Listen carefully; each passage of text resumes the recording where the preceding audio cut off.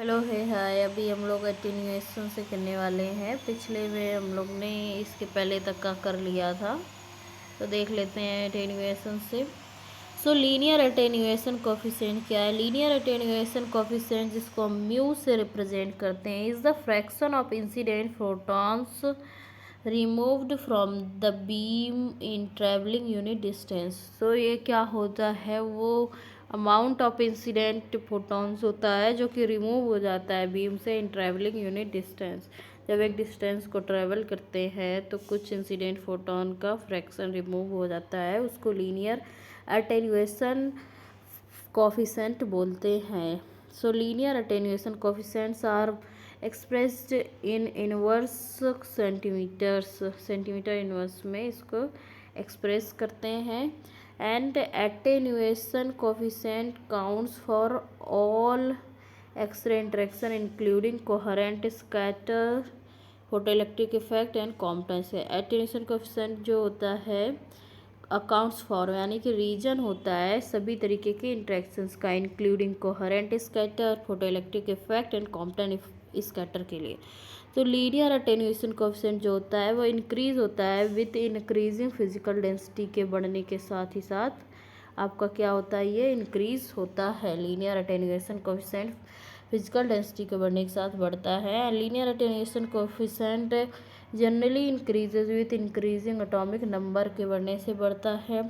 In diagnostic radiology attenuation decreases with increasing photon energy. अटेन्यूएशन कम होता है अगर फोटॉन एनर्जी ज़्यादा है। An exception is at a K edge where an increase in photon energy markedly increase attenuation.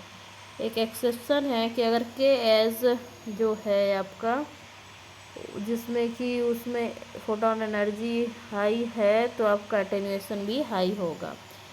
बाकी mono energetic X-rays are absorbed according to exponential formula N is equal to N naught e के power minus mu t. तो mono energetic X-rays के लिए absorb जो होता है उसके लिए एक्सपोनेंशियल फार्मूला होता है N is equal to N naught e के power minus mu t. N naught है यहाँ पे क्या है, इनिशियल नंबर ऑफ फोटॉन्स है incident on an absorber of thickness t है, इसमें आपकी एन है आपका number of photons transmitted and mu है आपका centimeter inverse the attenuation coefficient. ठीक है। So monoenergetic is sometimes referred to as monochromatic. So quantitative transmission देख लेते हैं। When the value of mu is small, the numerical value of mu represents fractional loss of photons. जब mu का value small होता है, numerical value mu को represent करता है फ्रैक्शनल लॉस ऑफ फोटॉन्स को।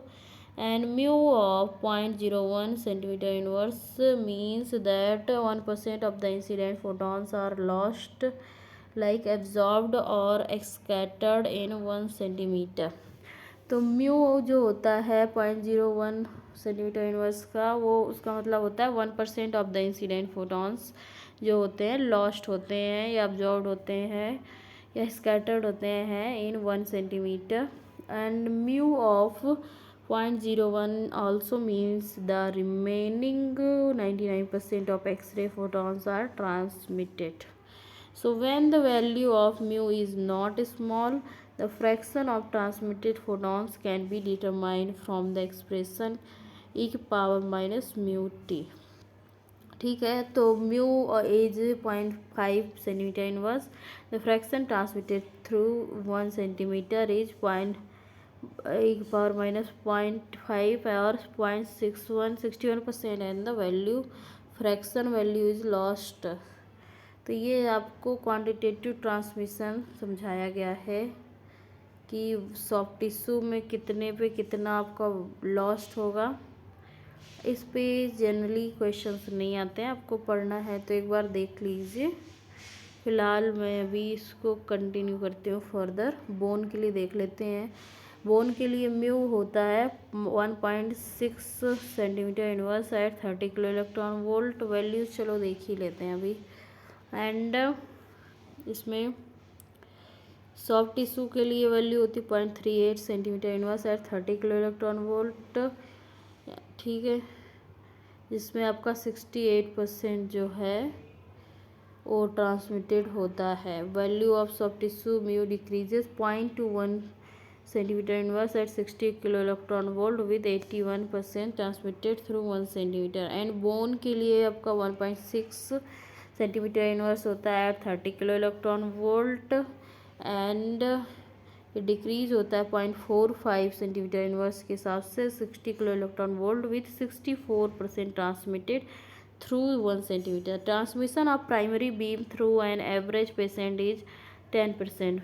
एवरेज पेशेंट से प्राइमरी बीम का ट्रांसमिशन कितना होता है 10% फॉर चेस्ट रेडियोग्राफी के लिए, एंड 1% फॉर स्कल रेडियोग्राफी के लिए, and 0.5% for the abdominal radiographs के लिए। तो जो ट्रांसमिशन प्राइमरी बीम का है वो 10% किस में होता है, चेस्ट रेडियोग्राफ्स में, 1% स्कल रेडियोग्राफ्स में, एंड 0.5% एब्डोमिनल रेडियोग्राफ्स में होता है। And mass attenuation theory, so probability of an X-ray photon interacting with the matter depends on number of atoms encounter. जो प्रोबेबिलिटी होती है एक्सरे फोटोन इंटरेक्शन की वो डिपेंड किस पे करती है, नंबर ऑफ एटम्स एनकाउंटर्ड पे। इफ़ द डेंसिटी डबल हो रही है तो there is twice as many atoms and linear attenuation coefficient also doubles. अगर डेंसिटी डबल हो रही तो उनके जो है मैनी एटम्स वो लीनियर अटेन्युएशन कोफिशिएंट भी डबल होगा। Linear attenuation coefficient is directly proportional to the physical density. Attenuation would be same with only half of the thickness but double the density. And compression of lung does not change photon transmission since the total number of atoms in the path of X-ray beam remains the same। Compression जो होता है lungs का वो change नहीं करता है transition since total number of atoms in path of X-ray beam remains same रहता है। Attenuation coefficient mu density rho change as lungs are expanded or expressed. So mass attenuation coefficient is the linear attenuation coefficient divided by the density।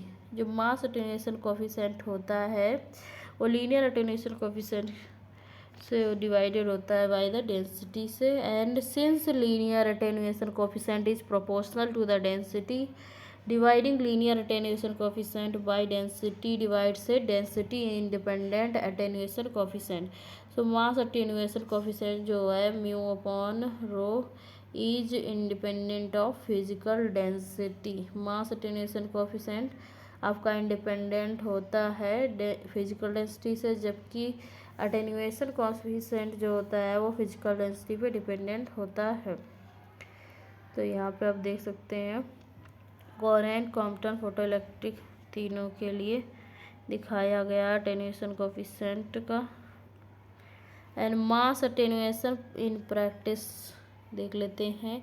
Use of mass attenuation coefficient allows attenuation to be described as a function of the mass of the material transverse. तो thickness जो होती है absorbing medium की must be specified using mass thickness gram per centimeter square rho into t होता है। And attenuation is determined by the product of the mass thickness and mass attenuation coefficient, that is rho into t, rho and mu into p, mu into rho होता है। and this product equals to mu into t giving attenuation factor mu e power minus mu t because the density rho cancel outs। and lowest energy most of the attenuation is due to photoelectric effect। Lowest जब at the lowest energies पे जो attenuation होता है वो photoelectric effects की वजह से होता है। And at higher energies most attenuation जो होता है वो किसकी वजह से होता है, कॉम्पटन स्कैटर की वजह से होता है। ठीक है, चलो अब देख लेते हैं। Mass attenuation coefficient shows a discontinuous increases at 33 kilo electron volt because this is K shell binding energy of iodine. जो मास अटेन्यूएशन कोफिशिएंट होता है वो डिसकंटिन्यूअस होता है, इंक्रीज करता है 33 किलो इलेक्ट्रॉन वोल्ट पर, क्योंकि ये होता है K shell binding energy of the iodine. Maximize absorption by iodine, the average photon energy needs to be slightly higher than 33 kilo electron volt. Half value layer क्या है आपका, क्वांटिफाई करता है ability of an x ray beam to penetrate tissue. Half value layer is thickness of material that attenuates an x ray beam by 50%, and thickness of the material that attenuate करती है X-ray beam को by 90% is called 10th value layer, because it transmits only 1/10 of incident intensity को ये करती है। And 1/10 value layer equals to 3 half value layer के बराबर होती है। 1/10 value layer is equal to 3 half value layers at average diagnostic X-ray beam energies. The half value layer for soft tissues typically ranges from 2.5 to 3 centimetre. Average diagnostic X-ray beam energies जो होती हैं उनके लिए half value layer of the soft tissue typically कितनी होती है, 2.5 से 3 centimetre के बीच में। At the low energies 28 kilo volt spectra used in mammography, the half value for the soft tissue is around 1 centimetre. Half value layer जो होती है वो सॉफ्ट टिश्यू के लिए कितनी होती है, 1 centimetre. And the relation between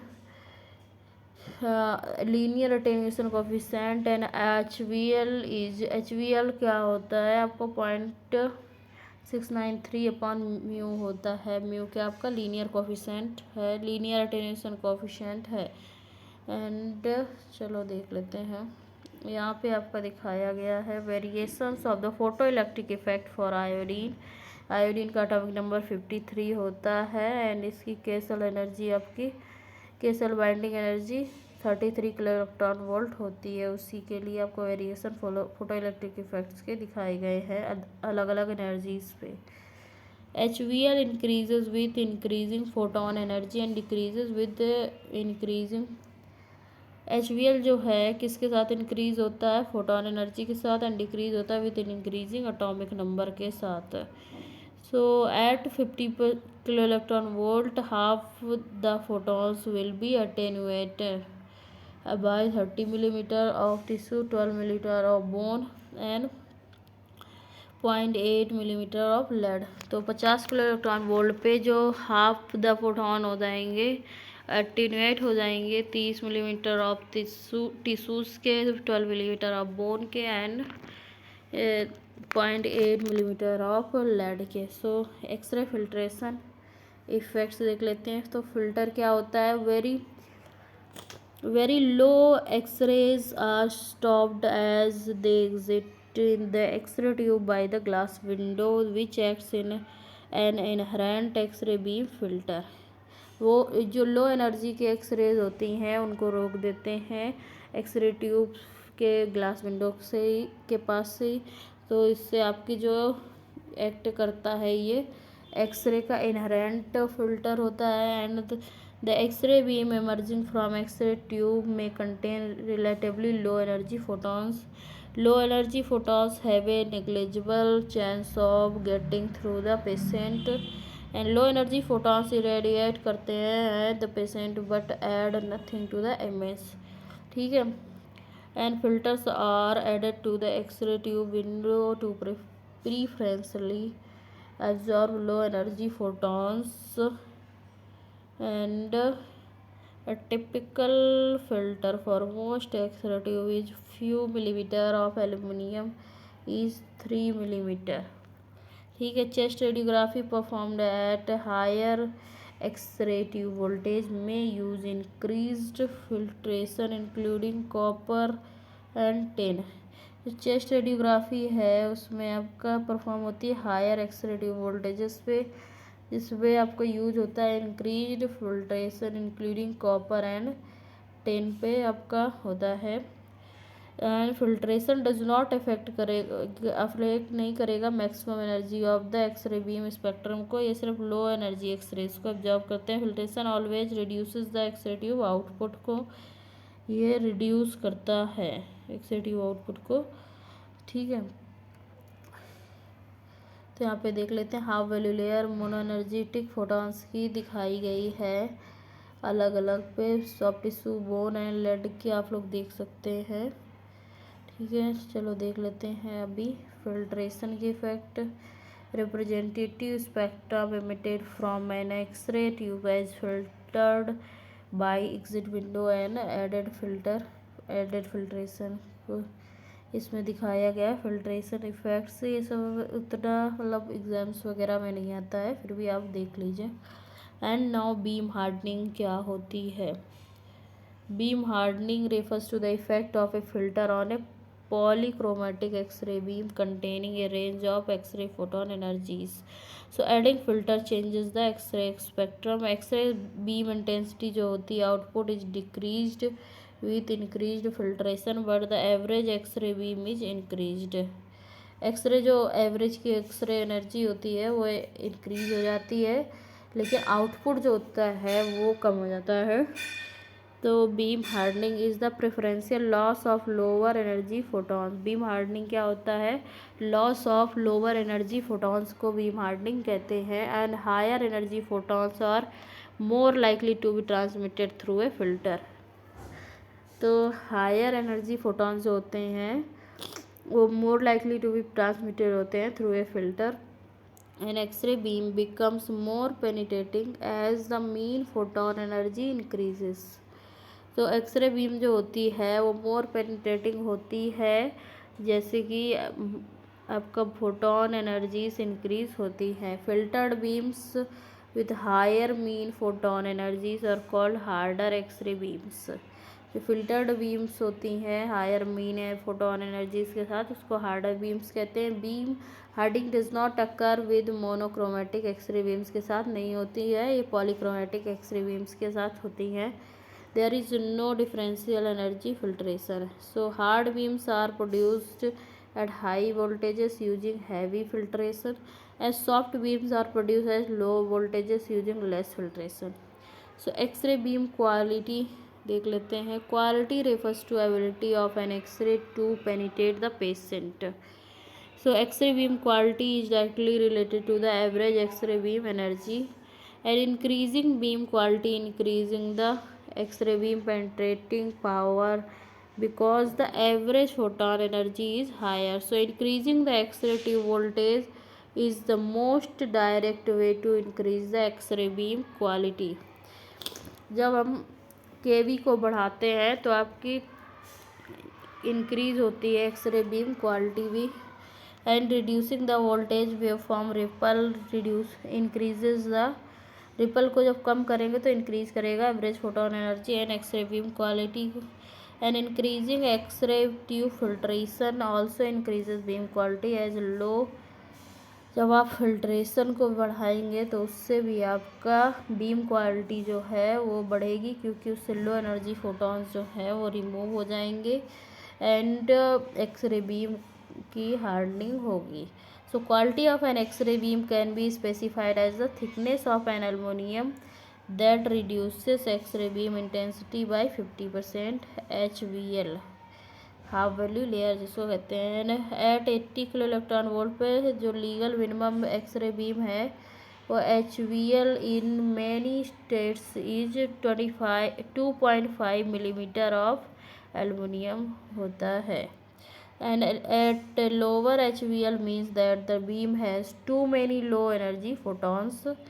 So typical HVL is 3 millimeter of aluminum for conventional radiography at 80 kilovolt including internal and added beam filtration. एक जो टिपिकल HVL होता है 3 मिलीमीटर ऑफ एल्यूमिनियम का, वो कन्वेंशनल रेडियोग्राफी में 80 kV पे include करता है internal added beam filtration. After filtration के बाद 1 HVL जो होता है the x ray beam becomes more penetrating और harder. The polychromatic X-ray beams the second HVL is always greater than the first HVL।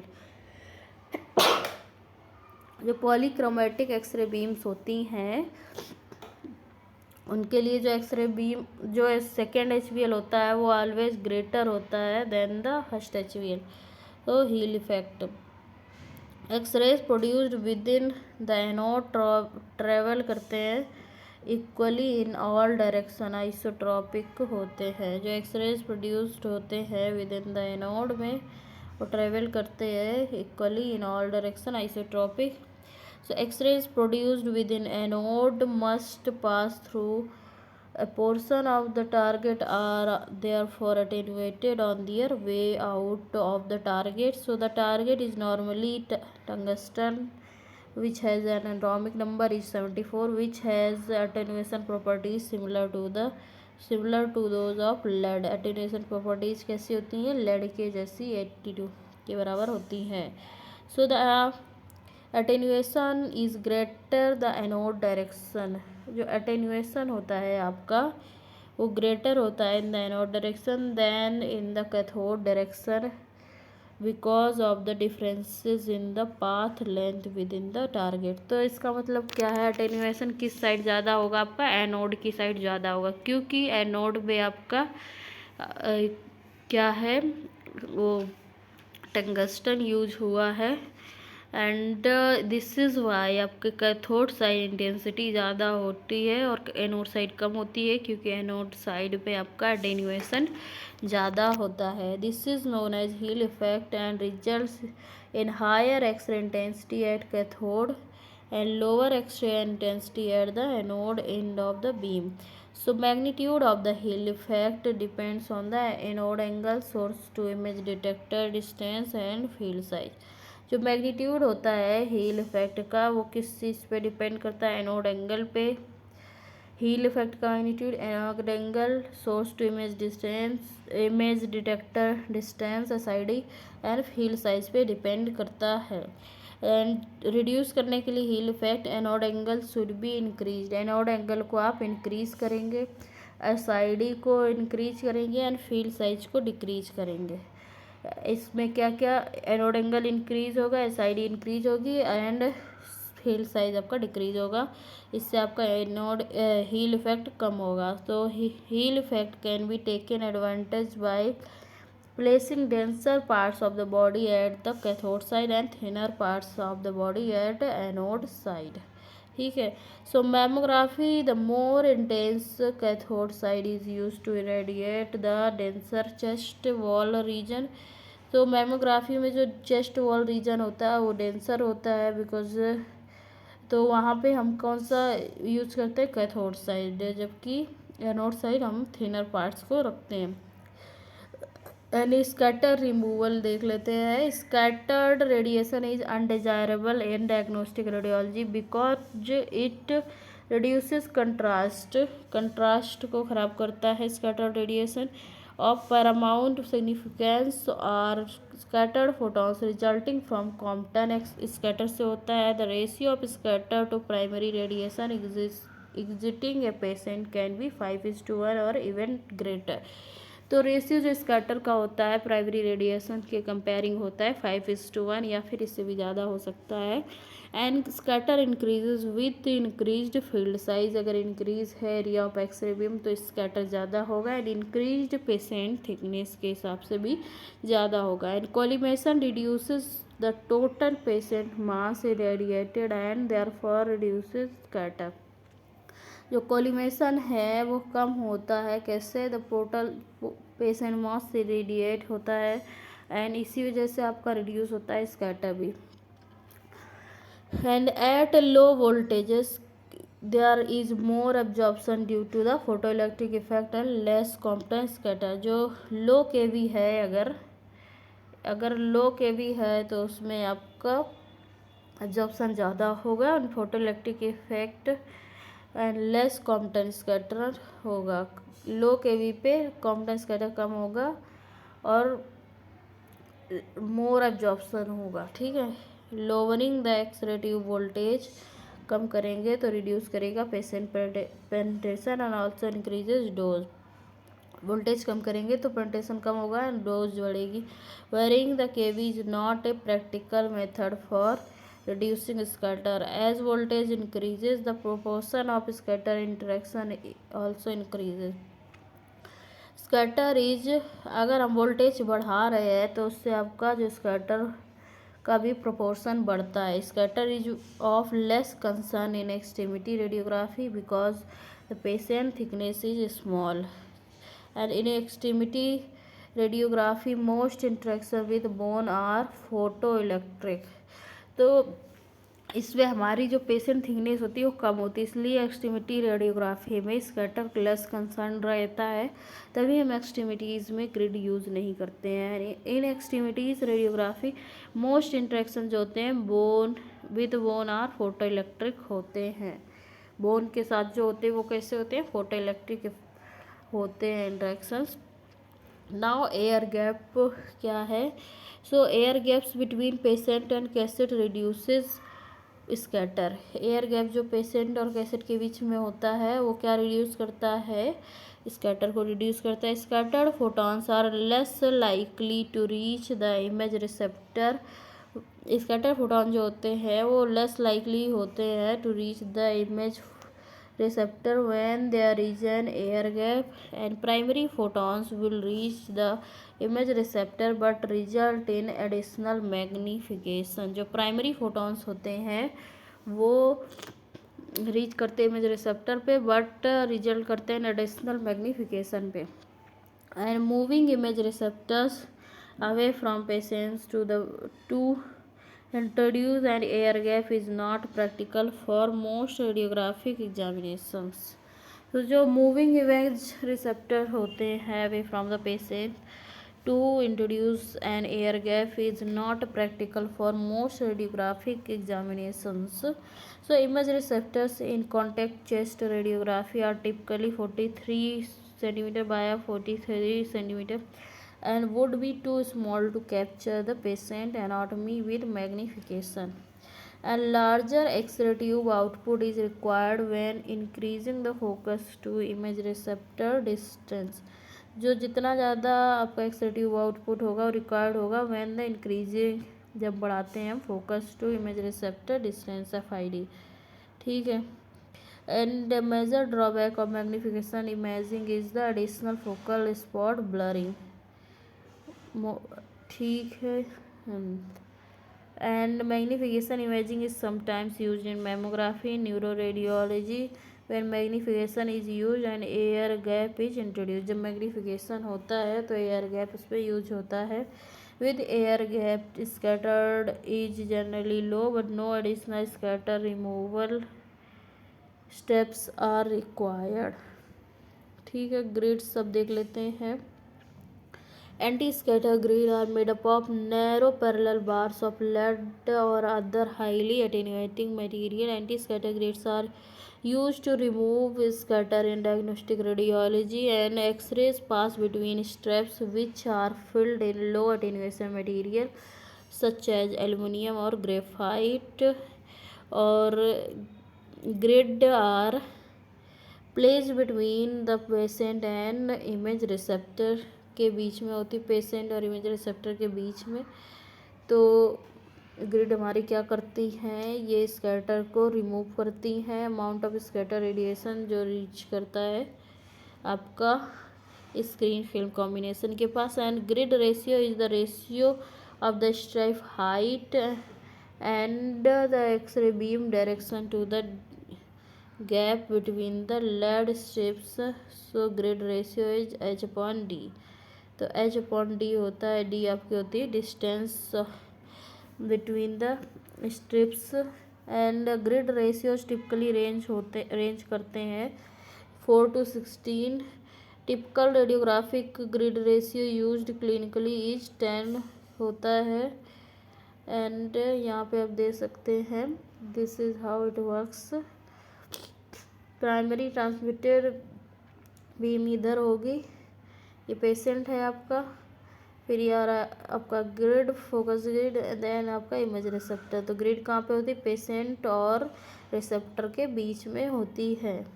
So the strip line density is जो strip line density होती है वो कितनी होती है is 1/d+d lines per unit length, where small d is the strip thickness and strip line densities range करती है from 25 से 60 लाइन पर सेंटीमीटर।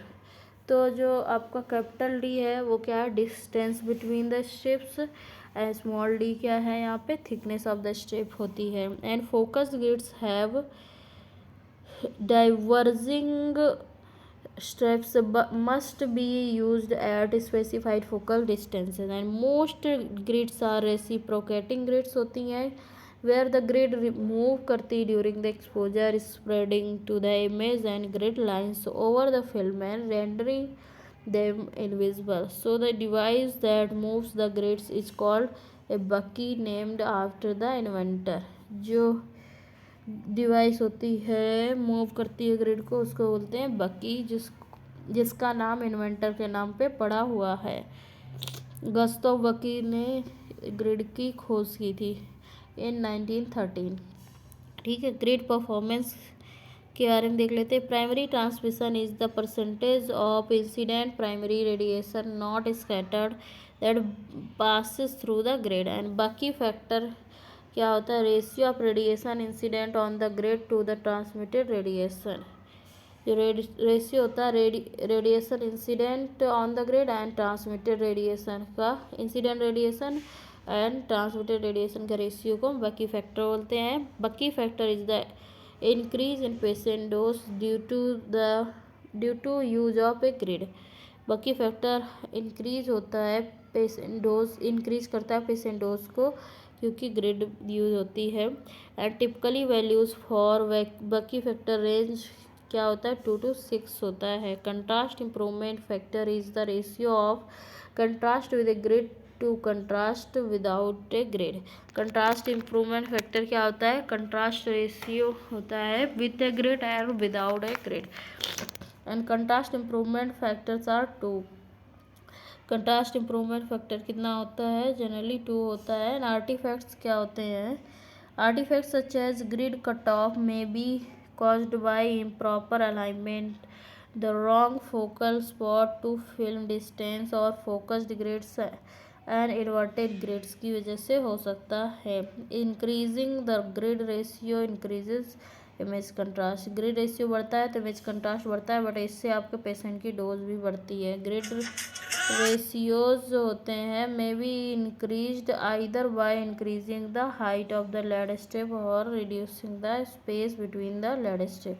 ग्रिड रेशियो जो होता है वो कैसे इंक्रीज होता है, by increasing the height of the lead strip और reducing the space between the lead strips.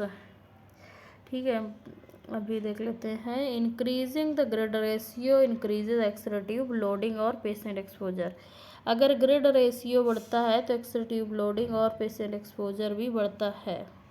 ठीक है, actual values will depend on the x-ray spectrum used and patient characteristics. Actual values है डिपेंड किस पे करती हैं, एक्सरे स्पेक्ट्रम पे जो कि यूज होती है, पेशेंट कैरेक्टरिस्टिक्स पे भी करती हैं। एंड क्लिनिकल एप्लीकेशंस देख लेते हैं। 12:1 30 लाइन्स पर centimetre ratio is common in reciprocating grid. Stationary grids जो होती हैं with low ratios is 6:1 and used for mobile radiography because a low grid ratio tolerates beam misalignment. जो आपका रेसिप्रोकेटिंग ग्रिड होती कॉमन, उसमें 12:1 का रेशियो होता है 30 लाइन्स पर सेंटीमीटर। एंड स्टेशनरी ग्रिड्स में 6:1 का जनरली रहता है, लो रेशियो होता है। ये मोबाइल रेडियोग्राफी वगैरह में यूज होती है। ठीक है, and grid ratio tolerates beam misalignment.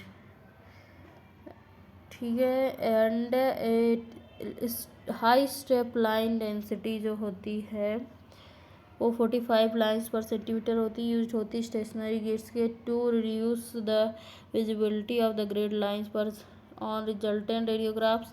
Grids are generally used for body parts greater than 12 centimetre thickness Portable chest radiography is generally performed at lower X-ray tube voltages to minimize scatter because using grids at the bedside is very difficult.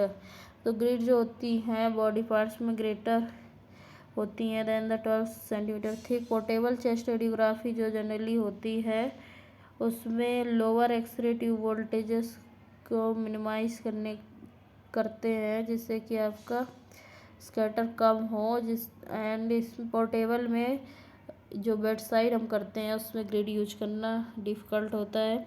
Grids are generally not used for extremity radiography in which scatter is negligible होता है. Grid ratio up to 8:1 are used below 90 kV and higher ratio are generally used above 90 kV के ऊपर higher ratios use होते हैं. Very high ratio grids are 16:1 are seldom used because the increase in the patient dose is not justified by a corresponding improvement in image contrast. Grid ratio बहुत बढ़ाने से आपका contrast तो अच्छा आएगा but उससे पेशेंट की डोज बढ़ेगी जो कि हमेशा ज़रूरत नहीं होती है इसकी बढ़ाने की. ठीक है. सो नाउ एयर कर्मा देख लेते हैं. तो एयर कर्मा एक सोर्स रिलेटेड टर्म है जो कि यूज होता है क्वांटिफाई करने के लिए एक्सरे बीम इंटेंसिटी को. Air Karma stands for kinetic energy related पर unit mass. So intensity is the amount of radiation is directly related to the number of X-ray photons. And air Karma जो होती है kinetic energy transferred from uncharged particles like photons to charged particles like electrons. So the unit of air karma is joule per kilogram and where 1 joule per kilogram is equal to 1 gray. So air karma from an X-ray source obeys the inverse square law. The decrease with the square of the distance from a source. So entire air karma is measure of amount of X-ray radiation and that is incident on the patient undergoing an X-ray examination. Air karma has recently replaced exposures as the exposure को replace किया as the quantity that measures the amount of radiation in any X-ray beam. So exposure क्या है? Exposure is the total charge of electron liberated per unit mass of air by the X-ray photons, and exposure is measured in coulombs per kilogram in the SI system और रॉन्जन. Exposure आपका है total charge of electron liberate होता है जो कि पर unit mass of air में by the x ray photon है. एक्सपोजर मेजर किस में होता है? कूलम पर किलोग्राम में जो कि इसकी एसआई यूनिट है. एंड रॉन्जन में भी यूनिट ये मेजर होता है. रॉन्जन आप इसकी एसआई यूनिट नहीं है. 1 roentgen is equal to 2.58 into 10⁻⁴ coulomb per kilogram होता है. An exposure of 1 roentgen corresponds to the air kerma of 8.7 milligray and 1 roentgen is equal to 8.7 milligray air kerma. In this book 10 milligray air karma is taken as the exposure of 1 Ranjan. ठीक है. An exposure of 1 Ranjan is taken as an air karma of 10 milligray. So 1 Ranjan is equal to around 10 milligray air karma भी कह सकते हैं but generally exact क्या है 8.7 मिलीग्रे है उसको 10 मिलीग्रे एयर कर्मा बोल दे रहे हैं. 10 milligray air kerma is equal to 1 roentgen. तो यहाँ पे आप देख सकते हैं. नाउ एब्जॉर्ब डोज देख लेते हैं. तो एब्जॉर्ब डोज जो होती है वो क्या होती है? Measure the amount of radiation energy absorb पर मास of a medium. D is equal to E/m. Absorbed dose is specified in gray in the SI unit. Absorbed dose की जो ग्रे है SI यूनिट है 1 gray is equal to 1 joule of energy deposited per kilogram. And the red जो है इसकी absorbed dose की SI unit नहीं है. Red 1 gray is equal to 100 red होता है. ग्रे इसकी जो है वो SI यूनिट है. 1 रेड इज इक्वल टू 10 मिलीग्रे होता है. And for the same air karma intensity, the absorbed dose depends on the material or tissue that is placed into the X-ray beam. An absorbing material, air, soft tissue, bone always needs to be specified for dose assessment के लिए. And location of the absorbing medium क्या होती है? Entrance skin, thyroid, spleen, and also needs to be specified. For example, the risk of pregnant patient will require an estimate of the absorbed dose of the conceptus. So absorbed dose is the preferred dose quantity in radiobiology. Absorbed dose क्या होती है? preferred dose quality होती है radiobiology में. Air Karma and absorbed dose क्या होता है?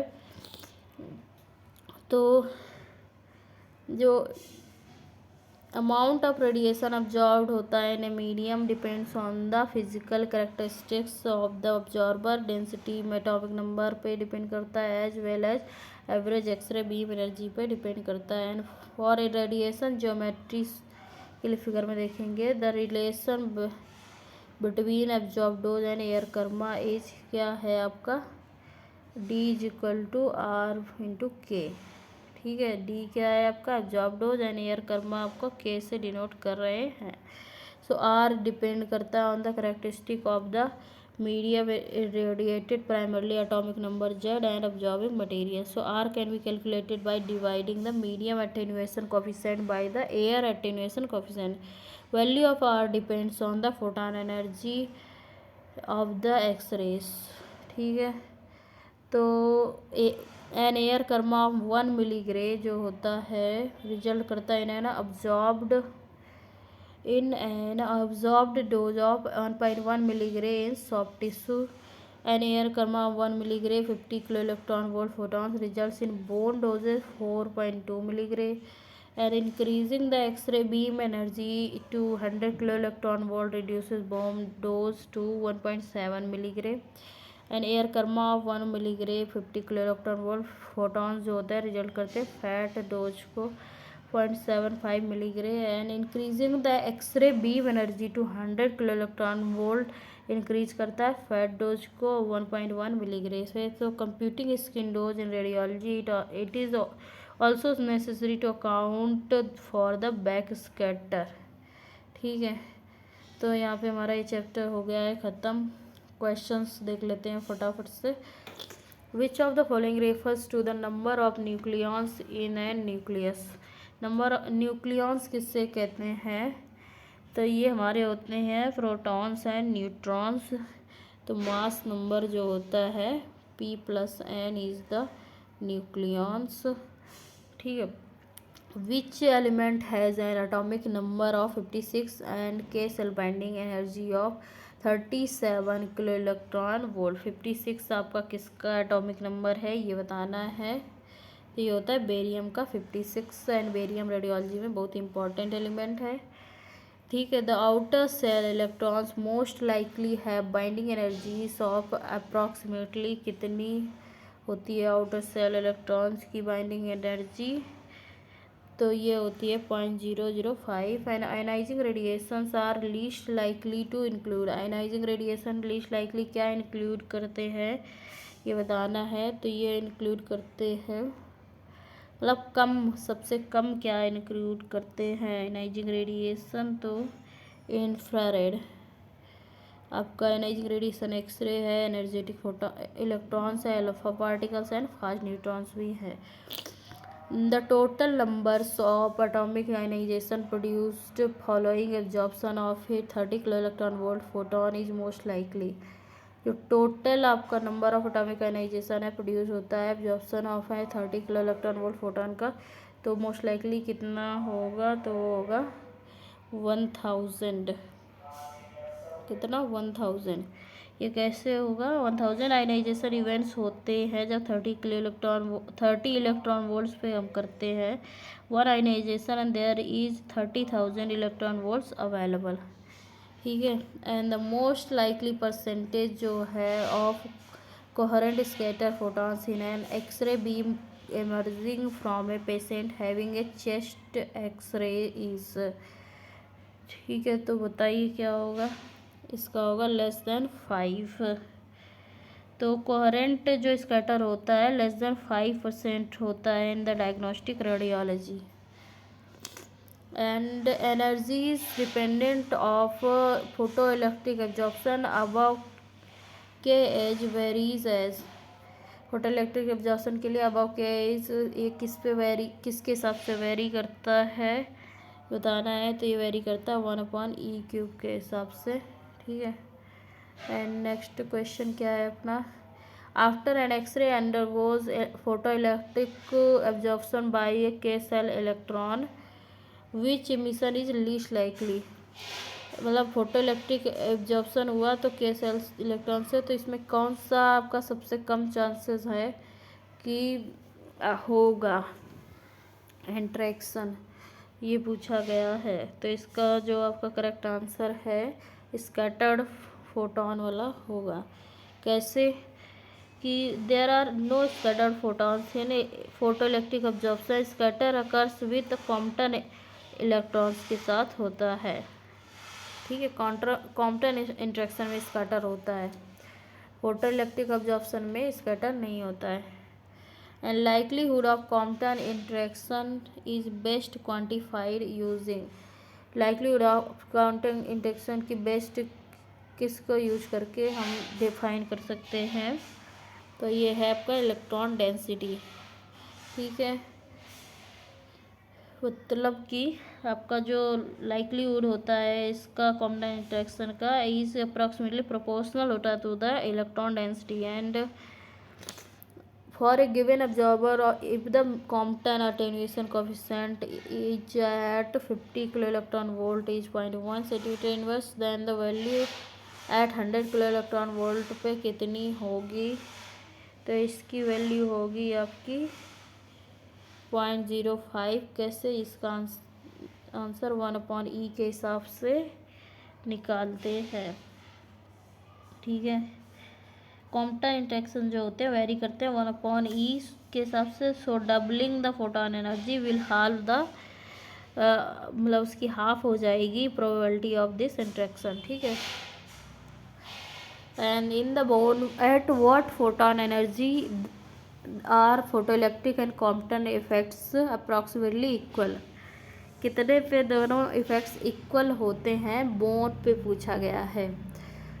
तो ये आपका जो है 40 किलो इलेक्ट्रॉन वोल्ट पे दोनों इक्वल होते हैं फॉर द बोन, एंड 25 पे ये सॉफ्ट टिश्यू के लिए इक्वल होते हैं, ठीक है।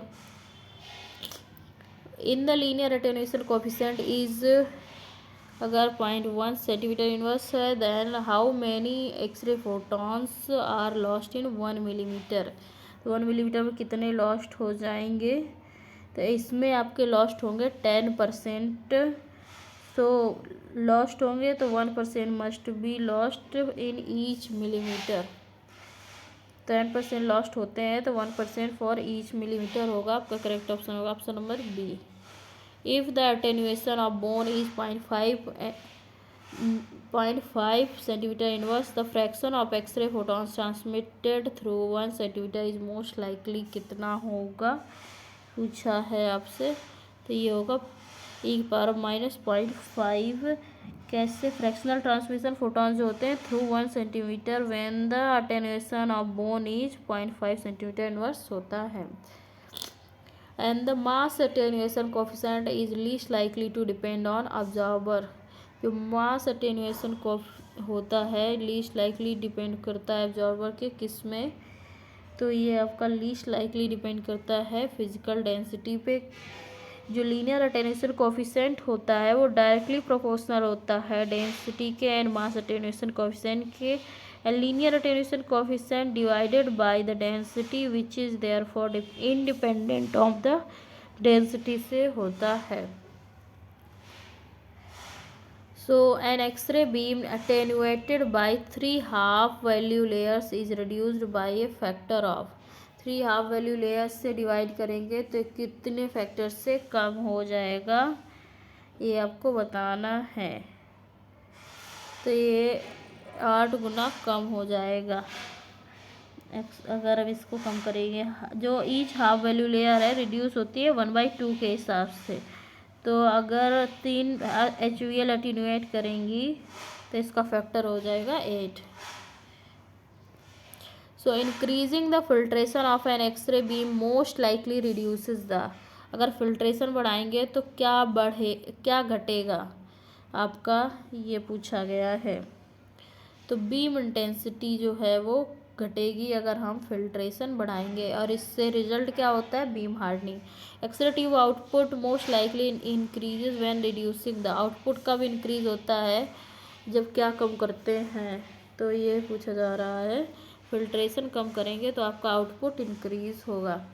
Adding aluminium filters to an x ray beam is most likely to increase, x-ray का क्या हम इंक्रीज करना चाह रहे हैं, जो एल्युमिनियम का फ़िल्टर यूज कर रहे हैं, तो हम लोग इसमें बीम हार्डनिंग करना चाह रहे हैं, बीम फिल्ट्रेशन बढ़ाना चाह रहे हैं, इसीलिए वी आर यूजिंग हेयर आपका aluminium as a filter.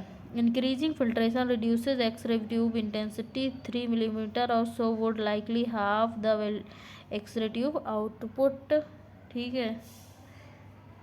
And अगर हम एल्युमिनियम फिल्ट्रेशन को यूज करेंगे तो ऑलवेज इंक्रीज होगा beam hardening in radiology. And the adequacy of filtration of an x-ray tube is best determined by measuring the, ये adequacy filtration की होती है एक्सरे ट्यूब की, बेस्ट किसके मेजर करने से डिटरमाइन होती है, ये आपको बताना है हाफ वैल्यू लेयर को। And the heel effect most likely increase, heel effect most likely क्या इंक्रीज करता है, व्हेन रिड्यूसिंग द, जब हम रिड्यूस करते हैं तो ये आपका इंक्रीज करता है एनोड एंगल, हील इफेक्ट आपका मोस्ट लाइकली इंक्रीज होता है, अगर एनोड एंगल को हम कम करेंगे तो हील इफेक्ट इंक्रीज होगा, ठीक है। In abdominal imaging the scatter to primary ratio of photon leaving the patient is most likely कितना होता है, तो आपका जो 5 स्कैटर फोटोन होते हैं एग्जिट करते हैं पेशेंट को फॉर एवरी 1 प्राइमरी फोटोन के लिए, तो ये होता है 5:1, ठीक है। The number of scattered photons reaching A radiographic imaging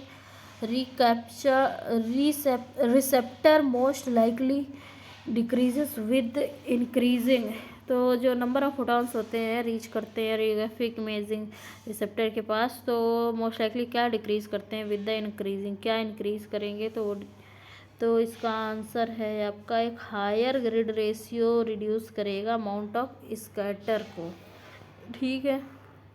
grid ratio high होना चाहिए, तो करेक्ट ऑप्शन होगा आपका ग्रिड रेशियो। मोस्ट लाइकली बकी factor in an adult abdominal radiography is, adult abdominal radiography के लिए बकी फैक्टर जो मोस्ट कॉमनली यूज करते हैं वो कितना होता है, बाकी फैक्टर आपका जनरली जो यूज होता है वो होता है 5। Improvement of lesion contrast by the use of a grid in an abdominal radiography would most likely be, improvement lesion contrast कितने % होगा अगर यूज करेंगे ग्रिड को एब्डोमिनल रेडियोग्राफी में, ये पूछा जा रहा है, तो ये होगा 200%, ठीक है। Use of grid improves contrast by a large factor 200% और more for the abdomen, and which examination would most likely be performed without a scatter removal grid, कौन सा एग्जामिनेशन मोस्ट लाइकली परफॉर्म होगा विदाउट स्कैटर रिमूवल ग्रिड के extremities में हम लोग grids नहीं use करते हैं, इसके अलावा जो बेडसाइड एक्सरेज करते हैं उस पर भी हम ग्रिड नहीं यूज करते हैं, ठीक है। Air kerma is kinetic energy released per unit इसकी बतानी है आपको एयर कर्मा की, तो वो है मास,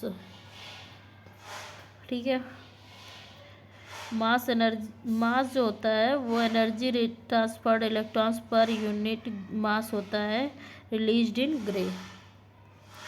measuring the charge liberated in a mass of air quantifies, तो उसको क्या बोलते हैं बताना है, उसको बोलते हैं एक्सपोजर। एक्सपोजर क्या है, charge liberated in a mass of an air quantifies. And an exposure of 1 Röntgen most likely corresponds to an air karma of, तो ये आपका क्या है 0.01 1 Röntgen is equal to 10 मिलीग्रे which is 0.01 grey, ठीक है। And an air karma of 1 milligram will most likely to result in absorbed dose milligram to soft tissue, no backscatter of, तो ये होगा आपका 1.1 एयर कर्मा जो होता है 1 milligray will result in an absorb dose to the tissue of 1.1 milligray when there is no back scatter, अगर नहीं हो रहा है तो, ठीक है। And an air kerma of 1 milligray is likely to result in an absorb dose, 1 milligray जो है उसको रिजल्ट होगा इन एन अब्जॉर्ब डोज, तो मिलीग्रे में कितना होगा बोन के लिए विथ नो बैक स्कैटर, तो इसके लिए आपका ये 4 होता है, वेट कहाँ गया, हाँ 4 करेक्ट ऑप्शन होगा आपका 4। तो जो एयर कर्मा होता है 1 milligray will result an absorb dose to bone के लिए 4 milligray when there is no back scatter, and soft tissue के लिए आपका 1.1 मिलीग्रे होता है when there is no back scatter, ठीक है। तो यहाँ से हमारा ये कंप्लीट होता है, तो आप रिवाइज करते रहिए, like share subscribe follow for the more